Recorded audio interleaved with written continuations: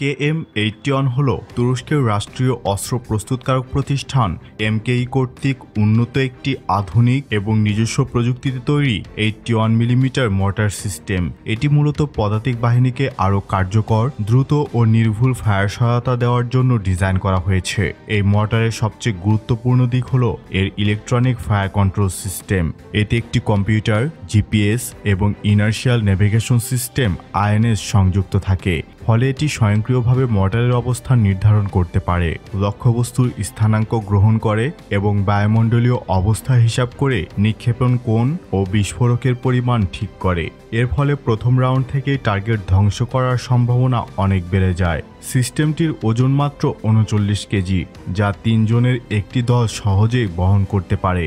এটি সর্বোচ্চ 6500 মিটার, প্রায় 8 কিলোমিটার বা 5 মাইল পর্যন্ত লক্ষ্যবস্তুতে আঘাত করতে সক্ষম। পাশাপাশি এতে দ্রুত নিক্ষেপ করে দ্রুত সরে যাওয়ার সক্ষমতা রয়েছে, যা আধুনিক যুদ্ধক্ষেত্রে অত্যন্ত প্রয়োজনীয়। বাংলাদেশের প্রেক্ষাপট বিবেচনায় টাইপ 87 এর 82 মিলিমিটার মর্টারের একটি যোগ্য প্রতিস্থাপন এটি।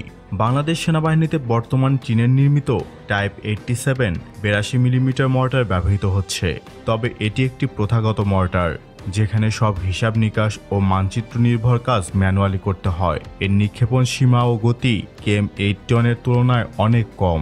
অপরদিকে KM-81 মর্টারটি ডিজিটাল ফায়ার কন্ট্রোল, দীর্ঘ পাল্লা এবং অধিক নির্ভুলতার মাধ্যমে টাইপ 87 এর তুলনায় অনেক উন্নত, ফলে এটি বাংলাদেশ সেনাবাহিনীর জন্য একটি অত্যন্ত শক্তিশালী ও উপযুক্ত প্রতিস্থাপন হতে পারে। KM-81 এর নকশা ও প্রযুক্তি বাংলাদেশের জন্য একটি দারুণ উদাহরণ হতে পারে।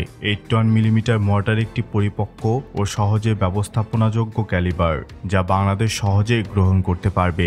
বর্তমানে বাংলাদেশ মেশিন টুলস ফ্যাক্টরি বিভিন্ন সামরিক সরঞ্জাম স্থানীয়ভাবে উৎপাদন করছে। সেখানে KM-81 এর মতো সিস্টেমের প্রযুক্তি হস্তান্তর বা লাইসেন্সের মাধ্যমে স্থানীয় উৎপাদন বাংলাদেশে সম্ভব। এটি শুধু দেশের সামরিক স্বনির্ভরতা বাড়াবে না, বরং দীর্ঘমেয়াদে প্রতিরক্ষা শিল্পায়নকে সুদৃঢ় করবে। তো এবার আরেকটি টুকরো আপডেট যোগ করি। চীনের সমরাস্ত্র নির্মাণকারী প্রতিষ্ঠান তাদের অত্যাধুনিক QBZ-191 অ্যাসল্ট রাইফেল বাংলাদেশের ট্রায়ালের জন্য নিয়ে এসেছে। QBZ-191 NATO 5.56 × 45 mm round fire করতে পারে। এই রাইফেলটির অন্য একটি ভেরিয়েন্ট 7.62 × 39 mm রাউন্ড ফায়ার করে। QBZ-191 রাইফেলটি 2019-এ চীনের পিপলস লিবারেশন আর্মির সার্ভিসে এসেছে। এটি বর্তমানে চীনের সেনাবাহিনীর স্ট্যান্ডার্ড ইস্যুকৃত অ্যাসল্ট রাইফেল।